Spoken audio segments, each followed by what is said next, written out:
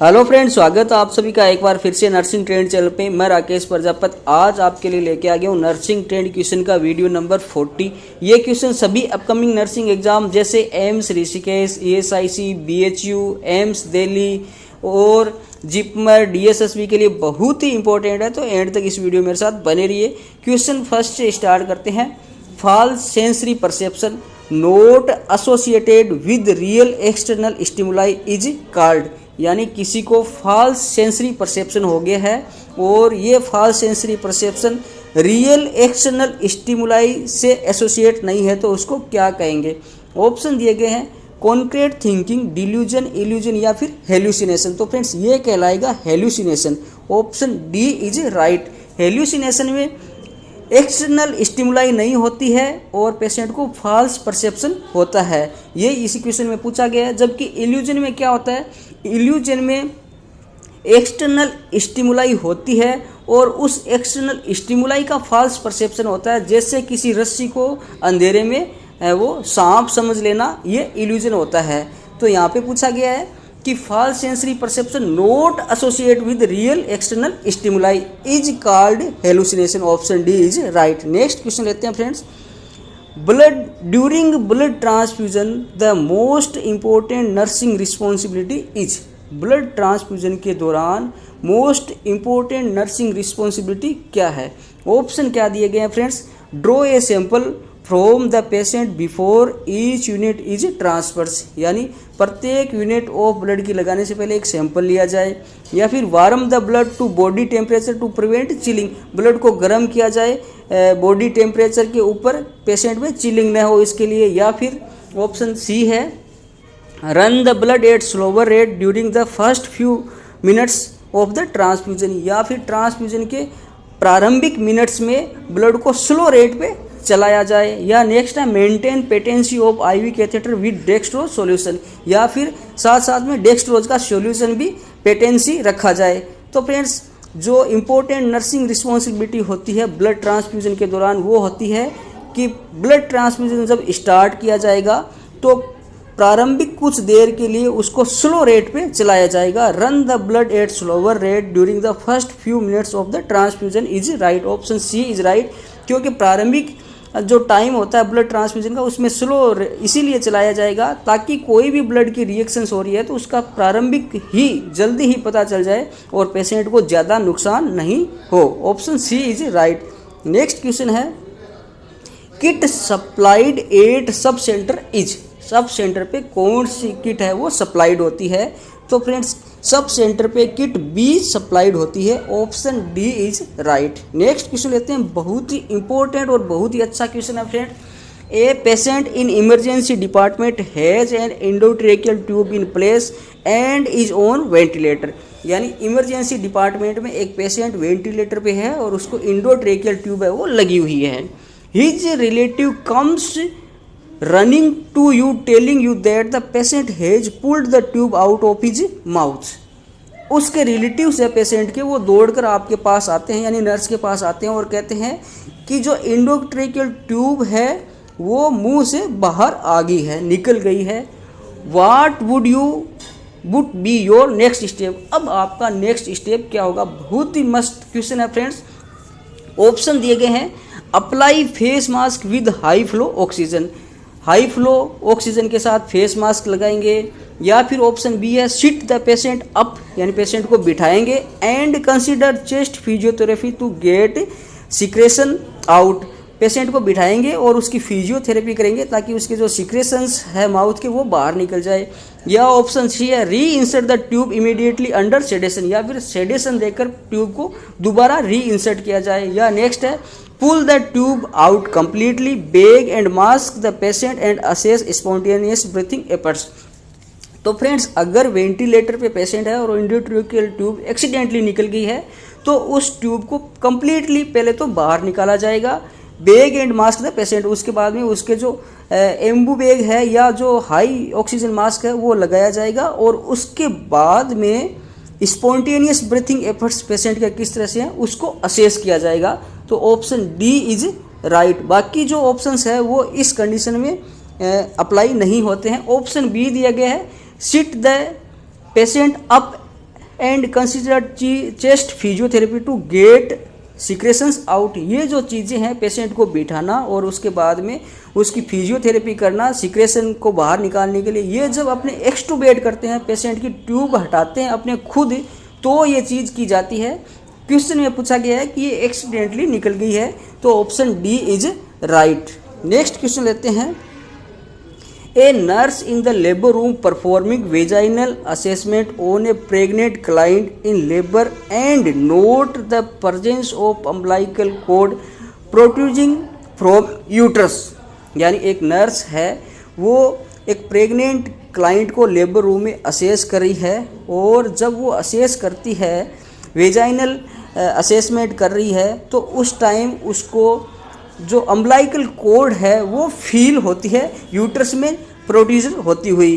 What would be the initial nursing action. अब जो सबसे पहला इनिशियल नर्सिंग एक्शन होगा वो क्या होगा। यानी नर्स है, वो वेजाइनल असेसमेंट कर रही है और उसको अंगुली के द्वारा यूट्रस में जो अम्बिलिकल कॉर्ड है वो प्रोड्यूसिंग फीलिंग हो रही है, तो नर्स क्या करेगी। ऑप्शन दिया गया, gently push the cord into vagina, कि जो कॉर्ड है उसको वापस वेजाइना में पुश कर दी गई, वेजाइना के द्वारा अंदर। या ऑप्शन बी दिया गया, place the client in Trendelenburg position, या फिर क्लाइंट को ट्रेंडलबर्ग पोजीशन में रखा जाएगा। या फिर perform vaginal exam to note the perform vaginal exam to note the presentation, मतलब प्रेजेंटेशन देने के लिए वेजाइनल एग्जामिनेशन किया जाएगा। नेक्स्ट है, notify the staff that the client will be transferred immediately to delivery room, या फिर साथ के स्टाफ को नोटिफाई करेगी ताकि पेशेंट को इमीडिएटली रूप से वो डिलीवरी रूम में ट्रांसफ़र किया जाए। तो फ्रेंड्स, इस सिचुएशन में जब कॉर्ड है वो प्रोट्रूडिंग हो गई है, तो पेशेंट को ट्रेंडलबर्ग पोजीशन में रखा जाएगा। ऑप्शन बी इज राइट, क्योंकि कॉर्ड प्रोलैप्स के जो केस में फीटस है उसको डिकम्प्रेशन हो सकता है, फीटस कंप्रेस हो सकता है, फीटस में दिक्कत हो सकती है, इसलिए पेशेंट को ट्रेंडलबर्ग पोजीशन में रखा जाएगा और उसके बाद में सारी चीज़ें हैं वो की जाएगी। Option B is right. Next question है, the term used to describe the discharge from the uterus during the puerperium and has an alkaline reaction is. यानी परप्यूरियम पीरियड के दौरान यूट्रस से जो डिस्चार्ज आता है और जो कि एल्केलाइन होता है उसको क्या कहेंगे। ऑप्शन दिए गए हैं, वेजाइनल डिस्चार्ज, परप्यूरल डिस्चार्ज, या फिर एमनियोटिक सिक्रेशन, या फिर लोकिया। तो फ्रेंड्स, ये कहलाएगा lochia. Option D is right. Next question लेते हैं friend. While instilling ear drops the ear canal of an adult is straightened by pulling the pinna. जब किसी एडल्ट में अपने ईयर ड्रॉप डाल रहे हैं, तो उसकी जो ईयर कैनाल है उसको सीधा करने के लिए अपने जो कान का ईयर पिन्ना है उसको किस तरह खींचेंगे, उसका क्या करेंगे। ऑप्शन दिए गए, डाउन एंड बैक, नीचे करेंगे और पीछे खींचेंगे। ऑप्शन बी है, अप एंड बैक, ऊपर करेंगे और पीछे खींचेंगे। या फिर स्ट्रेट एंड डाउन, या फिर सीधा नीचे करेंगे, या फिर स्ट्रेट बैक, या फिर सीधा पीछे करेंगे। तो फ्रेंड्स, जो एडल्ट्स होते हैं उनमें ईयर ड्रॉप डालने के लिए जो कान का पिन है उसको ऊपर करते हुए बैक खींचेंगे। ऑप्शन बी इज राइट, ऊपर करते हुए बैक खींचेंगे। जबकि छोटे बच्चों में अगर ईयर ड्रॉप डालनी हो तो जो ईयर कैनाल है उसको सीधा करने के लिए उसके जो पिन है उसको नीचे करते हुए बैक करेंगे। लेकिन यहाँ पे एडल्ट में पूछा गया है तो up and back. Option B is right. Next question लेते हैं, which of the following drug is withheld if patients pulse is less than 60 beat per minutes. यानी पेशेंट की जो पल्स रेट है ये 60 बीट पर मिनट से कम होगी तो कौन सी ड्रग है वो रोक देंगे। ऑप्शन दिए गए, डाइजोक्सिन, डोपामिन, डोबुटामाइन, या फिर फेनिटोइन। तो फ्रेंड्स, पल्स रेट जब 60 से कम हो जाएंगी तो अगर उस पेशेंट को डाइजोक्सिन दी जा रही है तो ये जो डाइजोक्सिन है वो विद हेल्ड कर दी जाएगी। Option A is right. Next question लेते हैं friend, which of the following position is used while administering enema. Enema देते वक्त कौन सी पोजीशन यूज की जाती है। ऑप्शन दिए गए, डोर्सल रिकमेंडेड, लिथोटमी, राइट लेटरल, या फिर लेफ्ट लेटरल। तो फ्रेंड्स, जब भी एनिमा दिया जाएगा तो पेशेंट को लेफ्ट लेटरल पोजीशन है वो दी जाएगी। Option C is right. Next question है which of the following drug is contraindicated in pancreatitis.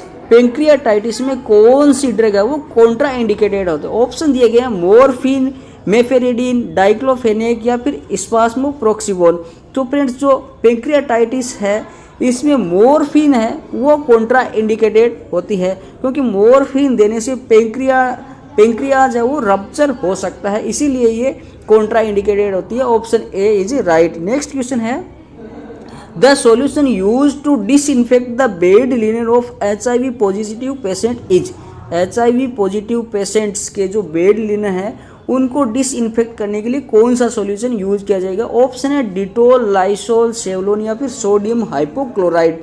तो HIV पेशेंट्स के लिनन को डिसइंफेक्ट करने के लिए सोडियम हाइपोक्लोराइड का यूज किया जाता है। Option D is right. Next question है friends the size of intravenous cannula used for neonates. Neonates के लिए इंट्रावीनस कैनुला की साइज क्या है, 18, 20, 22 या 24। तो फ्रेंड्स जो सबसे छोटा कैनुला होता है 24 का, ये नियोनेट्स में यूज किया जाता है। Option D is right. Next question लेते हैं normal serum potassium level is. Normal serum potassium level क्या होता है। तो फ्रेंड्स जो नॉर्मल सीरम पोटेशियम लेवल होता है ये होता है 3.525 मिली इक्विवेलेंट प्रति लीटर। 3.525 मिली इक्विवेलेंट प्रति litre. Option B is right. ये नॉर्मल सीरम पोटेशियम लेवल होता है। नेक्स्ट क्वेश्चन लेते हैं bleeding from the nose is known as. नाक से ब्लीडिंग होना क्या कहलाएगा, एपिस्टेक्सिस, हीमोपेटाइटिस, हीमोचूरिया या फिर हेमेटमेसिस। तो फ्रेंड्स ये कहलाएगा epistaxis. Option A is right. Nose से ब्लीडिंग होना एपिस्टेक्सिस। हीमोपेटाइसिस यानी जो खांसता है पेशेंट, कफ में अगर ब्लड आ रहा है तो वो हीमोपेटाइटिस होगा। और हिमेचूरिया मीन्स उसके यूरिन में ब्लड आना। और हिमेटमेसिस मतलब जो वोमिट करता है, वोमिट में अगर ब्लीडिंग आ रही है तो हिमेटमेसिस कहलाएगी। यहाँ पे पूछा गया है bleeding from nose known as epistaxis. Option A is right. Next है which of the following is use to assess the level of consciousness.